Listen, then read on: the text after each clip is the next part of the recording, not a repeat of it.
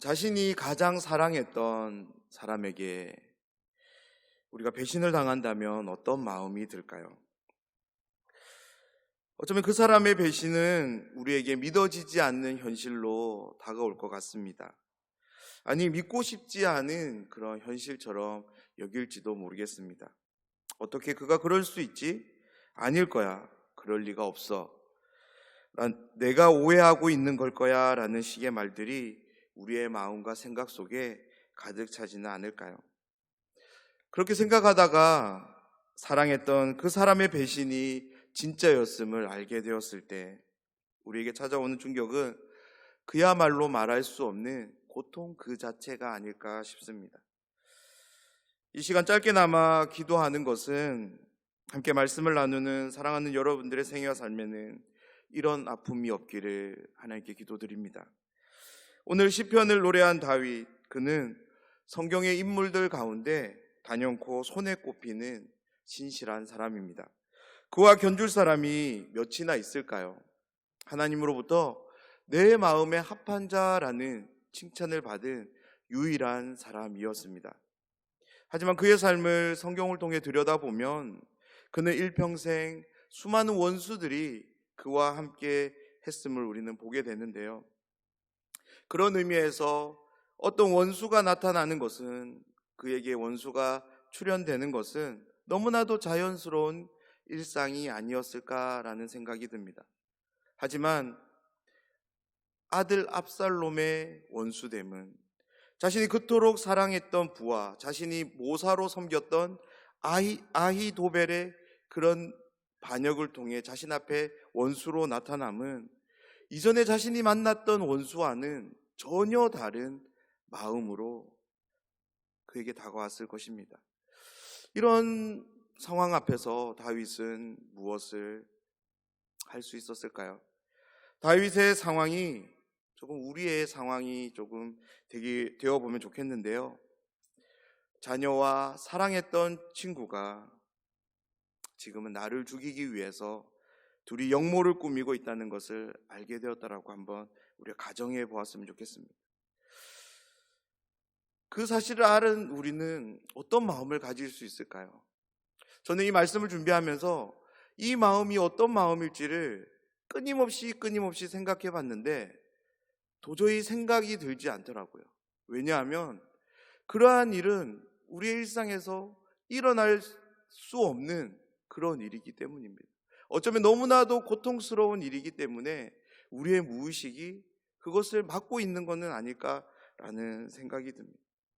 그런데 다윗 앞에 그 끔찍한 상황이 현실로 지금 다가왔습니다. 다윗은 어떤 마음이었을까요? 만약에 우리가 다윗이라면 우리는 그 상황 속에서 무엇을 할 수 있고 어떻게 이것을 감당해야 될까요? 오늘 시편 3편은 이런 상황 속에서 다윗이 눈물로 쓴 노래입니다. 또한 하나님으로 인한 기쁨 가운데 쓴 시인데요. 그래서 시편 3편에는 정말 처절한 눈물의 골짜기가 있고요. 또한 환희로 넘치는 기쁨의 찬송이 같이 들어있는 시편입니다. 사랑하는 여러분과 함께 시편 3편에 들어가서 다윗이 걸었던 그 눈물의 골짜기를 한번 같이 걸었으면 좋겠고요. 그리고 그 속에서 만난 하나님을 함께 만나는 그런 은혜의 시간이 되기를 간절히 소망합니다. 그럼 이제 시편 3편 성경 강해를 이제 시작하도록 하겠습니다. 시편 3편이라고 제가 드린 유인물이 있는데요. 이 유인물에 보면 제가 1번 해가지고 시편 3편은 하고 점점점이라고 적어놓은 부분이 있는데요. 우리가 이 단락을 한 목소리로 한번 같이 읽어보겠습니다. 표제에서 알 수 있듯이 이 시편은 아들 압살롬의 반역을 피해 도망가면서 쓴 시이다. 5절 말씀으로 인해 아침 시편 혹은 아침 기도라는 별명이 붙었다. 본 시편은 하나님을 신뢰하는 사람도 감당할 수 없는 큰 어려움을 당할 수 있음과 그 어려움을 어떻게 벗어날 수 있는지를 동시에 교훈하는 시이다. 시편 3편은 아들 압살롬과 자신의 모사였던 아히도벨의 반역을 피해 감람산 골짜기를 머리를 풀어 헤친 채 하염없이 도망가는 그런 상황 속에서 눈물로 부른 노래입니다. 그리고 5절 말씀으로 인해서 아침 시편 혹은 아침 기도라는 별명이 붙여졌는데요. 그래서 이후에는 왕궁에서 드리는 아침 기도문으로 이 시편이 읊어졌다라고 합니다.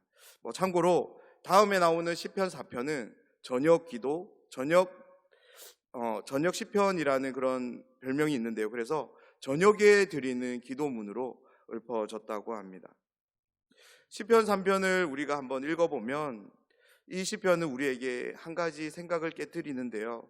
그것은 무엇이냐면 하나님을 신실하게 믿는 사람들에게도 큰 어려움은 찾아올 수 있다는 겁니다. 성경의 인물들 가운데 가장 완벽한 인물들 중에 한 명이 다윗일 것입니다. 그런데 시편 3편은 그에게 찾아온 큰 어려움을 통해서 우리에게 한 가지 역설을 들려주는데요. 그것이 바로 하나님을 신실하게 믿는 성도들에게도 어려움은 찾아올 수 있다는 겁니다. 어쩌면 하나님을 거역하는 이 세상은 하나님을 사랑하는 사람에게 그 사랑의 강도가 척도가 더 크면 클수록 더 큰 어려움을 주는 것은 줄 수 있다라고 생각할 수 있을 것 같습니다. 그런데 참으로 다행스러운 것은 문제가 찾아올 수 있다라는 것으로 이 시편이 끝나지 않고요. 주어지는 그 어려움을 어떻게 해결할 수 있는지를 알려주기 때문에 참으로 다행인 것 같습니다. 시편 3편에는 다음과 같은 좀 특징이 있는데요. 우리 첫 번째 시편 3편의 특징 첫 번째를 함께 읽어보도록 하겠습니다. 군사적인 의미를 담고 있는 용어와 표현이 많이 나옴.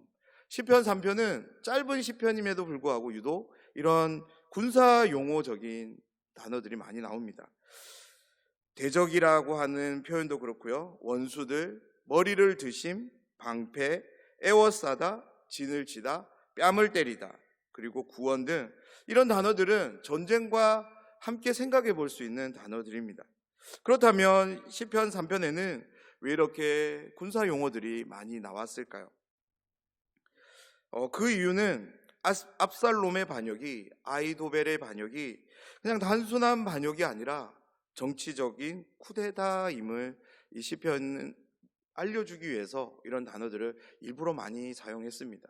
당시 왕이었던 다윗을 죽이고 자신이 왕이 되기 위해서 군대를 재편하고 그렇게 벌인 역모이기 때문에 시인은 이 상황을 생동감 있게, 현실감 있게 우리에게 들려주기 위해서 군사 용어들을 차용해서 이 시편을 기록하고 있는데요. 한 가지 예를 들면 이런 거죠.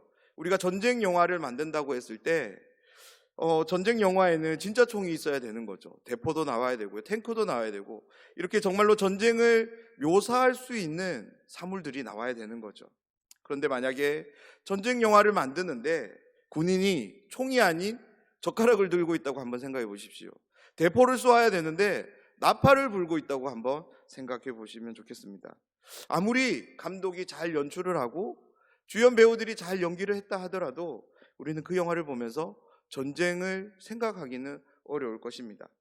오늘 다윗은 자신이 지금 처하고 있는 이 상황이 얼마나 어떤 상황인지를 직설적으로 그리고 현실적으로 전달하기 위해서 그런 군사 용어들을 차용해서 시를 기록하고 있습니다.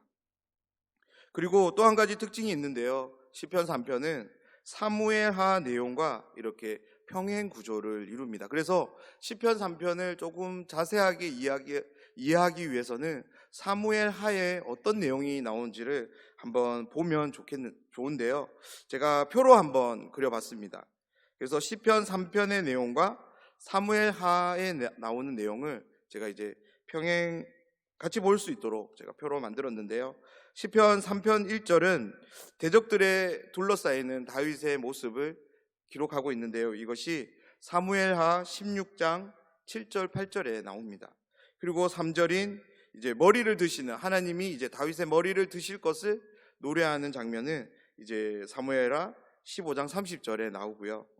시편 3편 5절에 이제 밤에 닥친 위험, 그리고 하나님을 향한 신뢰를 노래하는 부분은 이제 사무엘하 17장 1절에서 1절 그리고 16절에 나옵니다.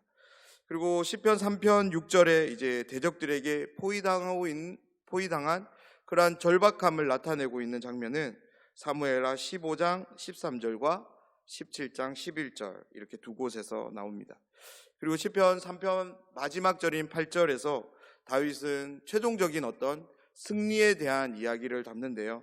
사무엘하 19장 1절 2절에서 이제 압살롬의 죽음을 통탄하며 우는 그런 다윗의 모습을 묘사하면서 이제 그런 다윗이 자신의 모든 어려움을 해결하고 다시 이제 왕으로 이제 회복하는 그런 모습을 그리고 있습니다. 그래서 시편 3편은 크게 우리가 네 부분으로 우리가 한번 생각해 볼 수 있는데요. 1절, 2절은 현실 위기와 신앙 위기, 이것을 두 개를 동시에 경험하는, 마주하는 다윗의 모습을 그리고 있습니다. 그리고 3절에서 4절은 하나님을 향해 자신의 믿음을 고백하는 다윗의 모습을 우리가 볼 수 있는데요. 1절과 2절을 생각해 볼 때 도저히 어떻게 그럴 수 있을까라는 생각을 하게 하지만 다윗은 하나님을 향해 그렇게 믿음을 보이고 있음을 우리는 볼 수 있습니다. 그리고 세 번째는 이제 5절, 6절인데요. 하나님을 찾은 다윗은 성산으로부터 하나님의 응답을 받습니다. 그런 응답을 통해서 힘을 얻는 다윗에 대해 이야기합니다. 그리고 마지막 네 번째는 7절, 8절인데요. 하나님께 자신의 원수를 의탁하면서 복수해 줄 것을 요청하고 하나님 안에 승리가 있음을, 구원이 있음을 확신하며 하나님 앞에 찬양을 드리는 그런 모습으로 시편 3편은 마무리를 짓습니다. 이제 세부적인 내용을 함께 나누고자 하는데요. 첫 번째 이제 1절과 2절 내용입니다. 다윗에게 현실적인 위기와 함께 신앙적인 위기가 찾아오는데요. 다윗이 직면한 현실적인 위기는 아들의 반역과 자신이 그토록 아끼며 칭찬했던 그런 모사였던 그 아히도벨의 반역이 그런 이제 현실의 위기였습니다. 정말로 이들의 등장은 다윗이 추호도 생각할 수 없는 그런 현실이었습니다. 아들도 아들이지만 아히도벨의 반역은 어쩌면 더 큰 충격으로 다윗에게 다가왔을 것입니다. 아히도벨은 본래 다윗 곁에 있어서 다윗이 전쟁에 나갈 때 그 전쟁을 어떻게 해야 되는지를 알려주는 이제 모사, 이제 책사와 같은 그런 일을 한 사람이었습니다. 그래서 누구보다 다윗이 누구인지를 잘 알고 있었던 사람이 아히도벨이라는 사람이었습니다. 무엇보다 다윗도 그를 신뢰했기에 그를 가장 측근에 두지 않았을까요? 성경에 보면 아히도벨의 계략을 다윗이 높이 평가하는 모습들을 우리는 보게 되는데요. 그런 모사였던, 그런 충신이었던 아히도벨의 반역은 그 어느 원수보다도 다윗에게 크게 다가왔을 것입니다. 자신이 위기에 처하자 평소에 숨죽어 지내던 그런 대적들도 함께 일어났음을 오늘 말씀은 우리에게 들려주는데요. 그렇게 수많은 적들이 함께 일어나서 다윗을 대적하고 있음을 오늘 1절과 2절에서는 보여줍니다. 압살롬이 역모를 꾸미고 실행한다는 것이 소문이 나자 그동안 다윗이라고 하는 그 이름의 그 권위 앞에서 잠잠하고 있었던 그런 원수들, 그런 다양한 부류의 사람들 또한 다윗을 죽이고자 그를 쫓기 시작한 것입니다. 그런 원수들의 일어남을 본 다윗이 이렇게 노래하는데요. 우리 1절 말씀을 우리 함께 읽어보도록 하겠습니다. 나의 대적이 어찌 그리 많은지요. 일어나 나를 치는 자가 많으니이다. 라고. 다윗은 하나님을 향해서 자신도 생각할 수 없을 만큼 많은 대적들이 일어남을 놀라워하며 하나님 앞에 이렇게 노래하고 있습니다. 그런데 이렇게 찾아온 현실 위기보다 다윗의 마음을 더 힘들게 한 것이 있는데요. 그것은 바로 신앙의 위기였습니다. 1절, 2절에서 그리는 위기 상황의 절정이 바로 신앙의 위기로 승화되는데요. 다름 아닌 2절에서 그는 하나님께 구원을 받지 못한다라고 말하는 사람들의 소리 때문입니다.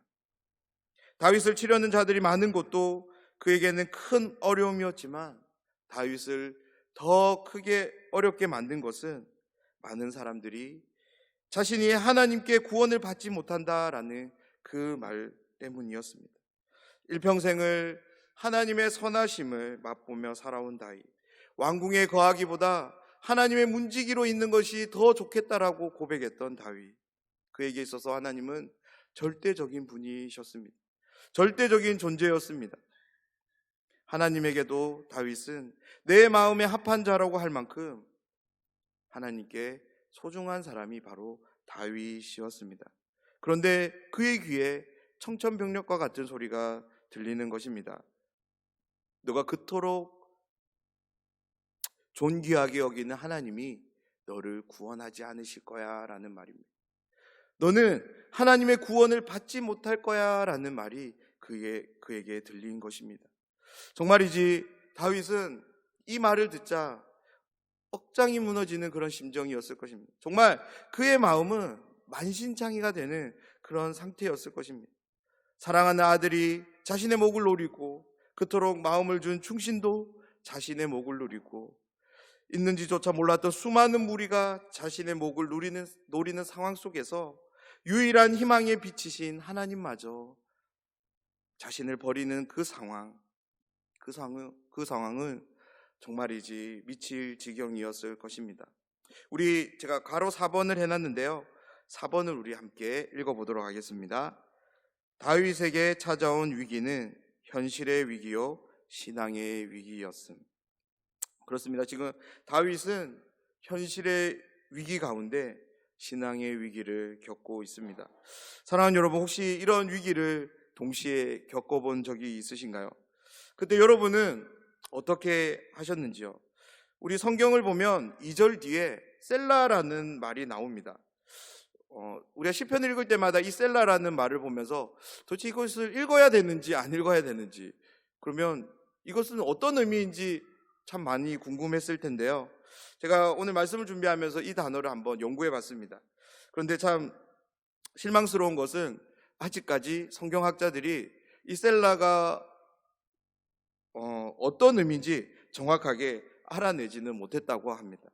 그런데 그 성경 연구자들이 좀 찾은 몇 가지가 있는데요. 그것이 무엇이냐면 시편이 악기와 함께 불려졌을 것이다 라는 것을 통해서 이 셀라라는 것이 좀 쉼표의 기능을 하지는 않았을까라는 그런 것을 찾았다고 합니다. 그리고 목소리를 더 높이라라는 것을 말하기 위해서 이 셀라라는 말을 썼다라고 해요. 또한 그 악기니까 음조가 바뀌는 것을 이 셀라를 통해서 그렇게 표현하지 않았을까라는 그런 것을 찾았다고 합니다. 저도 이 부분을 이제 착안해서 이 3편을 읽다 보니까 좀 그런 마음이 드는 거예요. 왜냐하면 이제 3절부터 다윗의 그런 모습이 완전히 바뀌거든요. 그런 것을 이제 볼 때 이 셀라를 통해서 이 시편 기자는 어떤 목소리를 더 높이고 좀 분위기를 좀 전환하고자 하는 그런 마음으로 이 셀라를 2절 뒤에 넣지는 않았을까라는 생각을 했습니다. 그래서 3절 4절을 보면 이제 다윗은 자신이 직면한 그런 상황에 함몰되는 것이 아니라 그 상황에서 시선을 누구에게로 옮기냐면 하나님께로 옮기는 것을 우리는 보게 되는데요. 그런 시선의 옮김을 통해서 다윗은 하나님이 누구신가를 이렇게 선포하며 노래를 하기를 시작합니다. 어려움 앞에서 다윗은 지난날 하나님이 어떤 분이신가를 떠올렸을 것입니다. 하나님은 자신이 치른 모든 전쟁 가운데서 함께 하시며 지켜주시며 보호해 주시는 방패와도 같은 분이심을 다윗은 떠올렸던 것 같습니다. 그래서 이 어려움 앞에서도 하나님이 자신을 보호해 주실 것을, 지켜주실 것을 염원하며 하나님을 자신에게 방패가 되어 주실 것을 이렇게 노래하고 있습니다. 또한 전쟁에서 다윗은 하나님의 이름으로 늘 승리를 거두게 되었습니다. 그래서 하나님은 다윗에게 있어서 영광을 가져다 주는 분이셨습니다. 그는 이 어려움의 상황도 하나님이 해결하시고 그 해결을 통해서 하나님께서 영광을 다윗에게 안겨다 주기를 바라는 마음에서 오늘 하나님은 자신의 영광이 됨을 노래하고 있습니다. 마지막으로 하나님은 자신의 머리를 드는 분으로 소개하는데요. 여기서 머리를 든다라는 것은요, 단순히 그냥 고개를 들어주시는 것이 아니라 당면한 모든 문제를 해결하고 자신의 신분을 복귀시키는 것을, 자신의 본래의 모습으로 회복하는 것을 의미합니다. 다윗은 지난날 자신이 경험한 하나님, 그분은 신실하신 분이심을 기억하며 헤세드의 하나님이심을 믿음으로 붙잡으며 현재의 어려운 가운데서 은혜를 하나님께 구하고 있는 것인데요. 이 모든 어려운 가운데서 방패가 되어 주실 것을, 영광이 되게 하실 것을, 자신을 향하는 모든 모략을 걷어주시고 다시금 왕궁으로 돌아가게 하실 것을 믿음으로 노래하고 있는 것입니다. 하나님을 의지하며 하나님을 신뢰하며 불렀던 그 노래를 통해서 다윗은 힘을 얻어 더 적극적으로 하나님을 찾게 되는데요. 그 고백은 그 다윗으로 하여금 성산으로 향해 부르짖게 합니다. 여기서 성산이라는 곳은 하나님의 임재의 상징인 시온산을 의미하는데요. 다윗의 간절한 부르짖음은 시온산으로부터 응답을 얻게 합니다. 성산에서의 응답은 우리가 산에서 야호 외치며 야호라고 돌아오는 그런 메아리와 같은 것이 아니에요. 다윗에게 들려진 그 성산에서의 응답은 하나님이 여전히 자신을 바라보고 있음을, 자신과 함께하고 있음에 대한 그런 확신을 확인하는 그런 응답이었습니다. 또한 이 응답을 통해서 앞에 2절에서 많은 사람들이 자신을 대적하며 했던 말인 하나님이 너를 구원하지 않으실 거야 라는 그 말이 결코 하나님의 마음이 아님을, 하나님의 뜻이 아님을 깨닫는 그런 응답인 것입니다. 또한 이 응답은 하나님이 여전히 다윗과 함께 하시며 이 급박한 상황 가운데서 다윗을 바라보고 계시고 다윗을 붙들고 계시는 분이심을 알게 하는 그런 신호였습니다. 다윗은 이 응답을 통해서 한 가지 놀라운 기적을 체험하는데요. 그 기적은 5절에서 다윗의 삶을 통해서 이루어집니다. 다름 아닌 그 기적은 다윗이 잠을 자는 기적입니다. 사랑하는 여러분, 다윗이 처한 상황을 우리가 다시 한번 생각해 보면 좋겠는데요. 사랑하는 아들이, 그리고 충신이었던 그 아히도벨이 자신의 목을 따기 위해서, 목을 치기 위해서 자신을 뒤쫓습니다. 그리고 수많은 대적도 자신을 죽이기 위해서 다윗을 찾고 있는 그런 상황이에요. 이런 상황이라면 어느 누가 잠을 잘 수 있을까요? 몇 날 며칠을 그렇게 산길을 헤맸다고 해서 피곤이 몰려온다라고 해서 잘 수 있을까요? 어느 누구도 잘 수 없는 상황이 다윗이 처한 상황입니다. 그런데 다윗은 너무나도 정확하고도 분명하게 이렇게 노래합니다. 내가 누워 자고 깨었으니라고. 다윗은 분명히 누웠고 잤고 그리고 깨었다라고 노래하고 있습니다. 성경에서 잠을 잔다라는 표현을 할 때 이제 잔다라는 말인 야쉔이라는 히브리어를 써요. 그런데 다윗은 그냥 자신이 그냥 잠들었음만을 말하고 싶지 않았던 것 같습니다. 어떤 분명한 의도를 밝히고 싶은데요. 다윗이 정말 표현하고 싶었던 의도는 하나님의 평안이었습니다. 그래서 그 평안을 표현하기 위해서 누워라는 말을 덧붙이는데요. 그냥 한글 성경에서는 누워 자고라고만 우리가 이해됩니다. 그런데 이제 히브리어로 이렇게 보면 누워 잔다라는 말에는 한 가지 조건이 있어야 돼요. 그것은 뭐냐면 아무런 문제와 걱정과 근심이 없는 상태가 되어야 된다라는 거예요. 그런 상태에서만 누울 수 있고 잘 수 있다라는 것이 히브리인들의 사고였습니다. 그래서 누워 잤다라는 이 말은요, 아무런 근심과 걱정 없이 다윗은 평안히 잠을 잤다라는 그런 의미입니다. 도대체 어떤 평안이 주어졌길래 다윗은 그렇게 절체절명의 그 위기 순간 속에서 숙면을 취할 수 있었을까요? 그 이유에 대해서 다윗은 이렇게 고백합니다. 5절 말씀인데요, 우리 5절 말씀을 함께 읽겠습니다. 내가 누워 자고 깨었으니 여호와께서 나를 붙드심이로다. 아멘. 하나님의 붙들어 주심을 통해서 다윗은 대적의 눈치를 볼 필요가 없게 되었고요, 그로 인해서 다윗은 잠을 잘 수 있게 된 것입니다.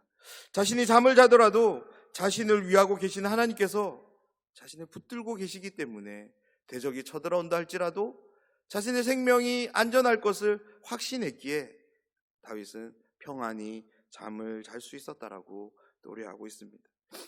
6절에서 다윗의 고백은 한층 더 강화되는데요, 이렇게 고백합니다. 천만인이 나를 에워싸 진친다 할지라도 나는 두려워하지 않겠습니다 라고. 여기서 천만인이라는 이 말은 정확한 숫자로서의 천만인이 아니라 가장 최대수를 의미하는 말입니다. 다시 말해서 다윗은 자신에게 그 어떤 숫자가 몰려온다 할지라도 두려워하지 않을 것이라는 것입니다. 왜요? 하나님이 자신을 붙들고 계시기 때문입니다. 사랑하는 여러분, 신자의 삶에 이러한 담대함이 있어야 될 줄 믿습니다. 우리가 믿는 하나님은 다윗이 고백하는 전능하신 하나님인 줄 믿습니다. 시시때때로 몰려오는 어려움 앞에서 삶의 무게를 감당하지 못할 만큼의 큰 어려움이 닥쳐온다 할지라도 우리들 역시 다윗처럼 하나님을 고백할 수 있어야 될 줄 믿습니다. 다윗이 오늘 보인 믿음이 우리의 믿음이 되면 좋겠습니다. 왜냐하면 다윗이 만난 하나님은 지금 우리가 예배하는 하나님과 동일한 하나님인 줄 믿습니다. 우리가 믿는 하나님 정말로 전능하신 하나님이신가요? 하나님이 나에게만 오시면 왠지 초라해지고 볼품없고 무능력해지는 그런 하나님이 되지는 않으신가요? 오늘 다윗의 모습을 통해서 정직하게 우리 자신을 말씀 앞에서 한번 바라볼 수 있으면 좋겠습니다. 정직하게 돌아보는 모든 심령들에게 하나님은 다윗에게 주신 담대함을 동일하게 주실 줄 믿습니다. 이제 시편 3편은 이제 막바지를 향하는데요, 막바지에서 다윗의 그 믿음은 더욱더 빛이 나는데요, 7절 8절에서 다윗은 하나님을 향해 복수를 부탁합니다. 그리고 하나님 안에서 승리가 있음을 확신하고 찬양을 드림으로 시편 3편을 마무리하는데요, 다윗은 하나님 앞에 먼저 이렇게 요구합니다. 여호와여 일어나소서라고 노래합니다. 여기서 일어난다라는 말은 단순히 앉았던 자리에서 그냥 일어나는 것을 말하지는 않습니다. 분명한 행동을 근거해서 움직이기 위해서, 어떤 사물을 향해 돌진하기 위해서 박차고 일어나는 것을 말하는데요, 다윗은 자신이 처한 상황 가운데 하나님의 구원의 때가 도래했으니까 하나님 적극적으로 내 삶에 개입하셔서 당신의 구원을 베풀어 달라고 요청하기 위해서 일어날 것을 요구하고 있습니다. 그런데 여기서 우리가 조금 주의해야 될 점이 있습니다. 그것은 무엇이냐면 하나님의 일어나심이 이 일어나심을 통해서 다윗이 어떤 행동을 촉구하기 위해서 하나님의 일어나심을 요구하지는 않는다는 거예요. 왜냐하면 여호와여 일어나소서라는 이 말 뒤에 히브리어는 왜냐하면이라는 말을 하고 있거든요. 그러니까 하나님 일어나십시오. 왜냐하면 하나님이 나의 모든 원수의 뺨을 치셨기 때문입니다. 그리고 주께서 나를 대적하는 모든 악인들의 일을 꺾으셨기 때문입니다 라고 이야기하고 있기 때문에 그렇습니다. 이 말이 조금 어려운데요, 이 말을 조금 쉽게 이야기하면 이런 내용입니다. 다윗은 지금 하나님의 일어남을 촉구하지만 그 촉구의 근거는 이전에 경험했던 자신의 경험에 근거하고 있다는 거예요. 자신은 이전에 하나님이 자신의 원수들의 뺨을 치시는 것을 경험했고요, 이를 꺾으시는 것을 경험했고요, 그런 경험을 붙잡고 하나님 앞에 일어날 것을 요구하고 있는 것입니다. 제가 그림을 하나 준비했는데요, 그림을 한번 띄워주시면 감사하겠습니다. 좀 생소한 그림일 텐데 이 그림은 제목이 이제 스마이팅이라는 제목이에요. 스마이팅이라는 말이 뭐냐면 세게 내려치다라는 말이에요. 고대 사회에서 이제 어떤 전쟁이 나면 이제 대장은 상대편 이제 적장이죠. 대장을 저렇게 무릎을 꿇어앉히고 머리를 잡고 이렇게 이제 성경에는 규라고 나와요. 규 이렇게 몽둥이 같은 건데요. 그것을 가지고 이제 머리를 강하게 내리쳤다라고 합니다. 오늘 이 원수의 뺨을 치셨으니 이 말이 이제 저렇게 조금 생각해 보면 좋겠는데요. 다름 아닌 다윗은 그냥 어떤 모멸감을 주기 위해서 뺨을 치는 것으로 하나님 앞에 요구하지 않습니다. 적장의 완전한 무릎 꿇음, 완전한 패배를 확인시키기 위해서 다윗은 뺨을 치소서라고 요구하고 있습니다. 그리고 이제 이를 꺾으셨다라는 이 표현을 봐서도 그냥 이렇게 때려서는 이빨이 나가지는 않겠죠. 적어서 저렇게 강력하게 내리쳐야지 이빨이 다 나가지 않겠습니까? 뺨을 맞았을 때. 다윗은 그냥 원수들 그리고 대적들이 적당하게 무릎 꿇는 것을 원치 않는 거예요. 우리는 이 모습을 보면서 다윗이 너무 잔인하다라고, 너무 가혹하다라고 생각할지 모르겠습니다. 그런데요, 정말 우리의 원수를 사람이 아닌 사탄으로 조금 생각해 봅시다.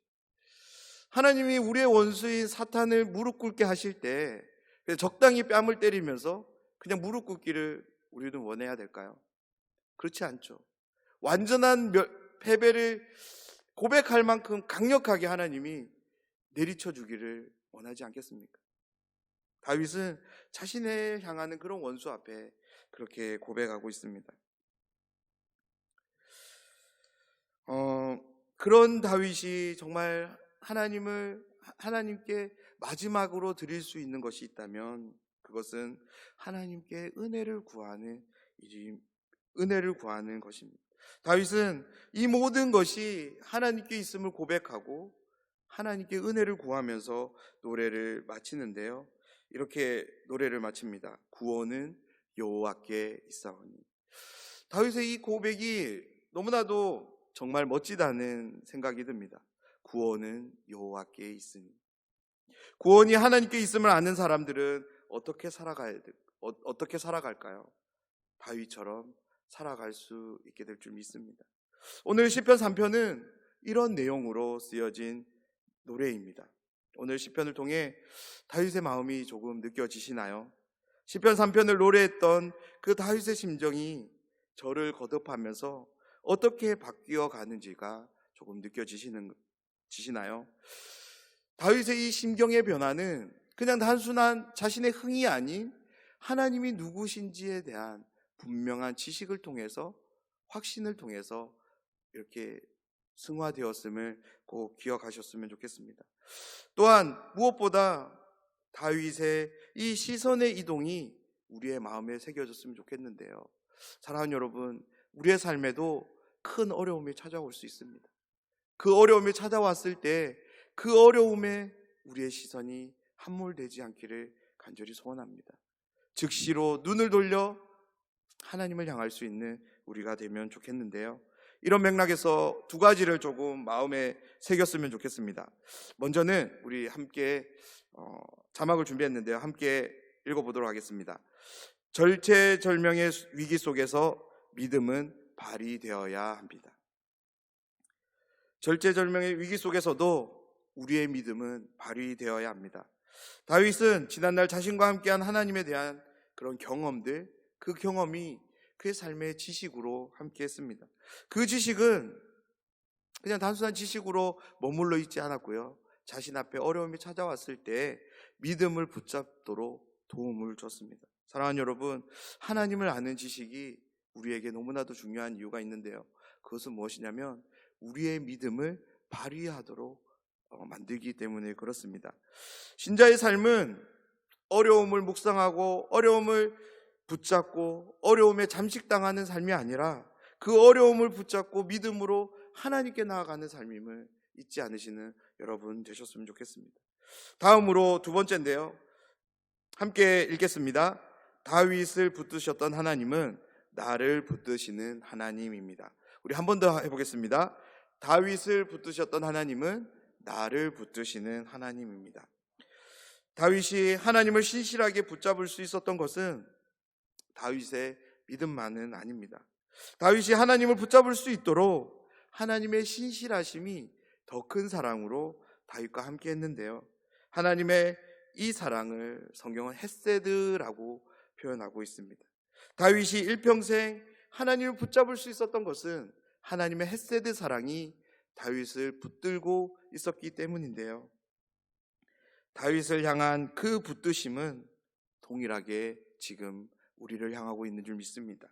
지금 내가 믿음을 발휘해서 하나님께 나아가는 것처럼 보이고 내가 하나님을 의지하고 하나님을 붙잡고 있는 것처럼 보이지만 다윗처럼 하나님의 신실하심이, 하나님의 헤세드의 사랑이 우리를 붙들고 계시기에 지금 우리가 하나님께 나아갈 수 있음을 믿습니다. 오늘도 우리에게 믿음을 허락하시는 분이 계심을 우리 잊지 마시기를 부탁드립니다. 또한 이 믿음이 발휘될 수 있도록 도우시는 성령 하나님의 은혜가 있음을 여러분 꼭 기억하셨으면 좋겠는데요. 그래서 하나님의 나를 붙드시는 그 하나님을 잊지 않으시고 그 헤세드를 도우시는 성령 하나님을 의지함으로 날마다 하나님께 더 나아가는 저희 모두의 삶이 되기를 간절히 소원합니다. 함께 기도하겠습니다.